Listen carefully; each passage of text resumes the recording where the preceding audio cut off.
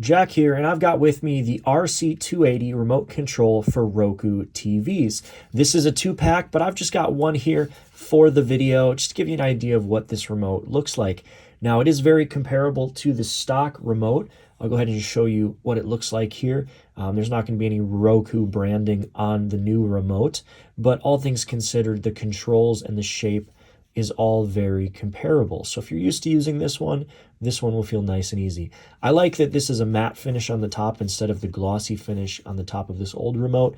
As you can see, it kind of collects fingerprints and dust and just ends up not looking so great. So having this as a nice replacement is really nice.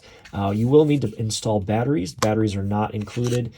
So these batteries here are your standard AAA style batteries. So we'll go ahead and insert those into the rear of the remote. I really like that this is a 2-pack because if you have multiple Roku TVs or, whatever, having to, or even just having a backup is really nice. Now, these do not need to be programmed to your Roku TV. Once you set it up and insert the batteries, these will be good to go. Do keep in mind if you have multiple Roku TVs in the same area or within the same range or the same room, these will work with both of the TVs. So you may end up in a situation where one remote is changing both TVs. Maybe you like that, maybe you don't like that. Just keep that in mind that they are universal and you don't have to program them. Now, this remote will not work with the Roku streaming devices such as the Roku Box, Ultra Player, the Roku Stick, or any of those, but it will work with your Roku smart TVs. So I have a Roku TV made by Sharp.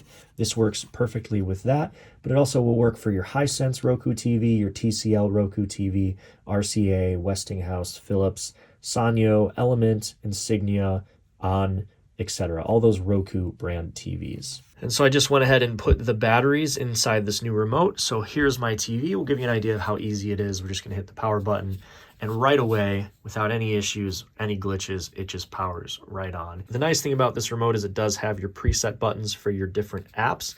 Depending on the remote you buy, these buttons may be different than your old button. They tend to update these as new streaming services become popular, but these are the ones I tend to use the most. So like I said, if you're looking for a replacement for your Roku Smart TV's remote, I think these are a great option. I love that it's a 2-pack, and all in all, the quality, the weight, the durability feels very comparable to the original, and I recommend it. Thanks for watching.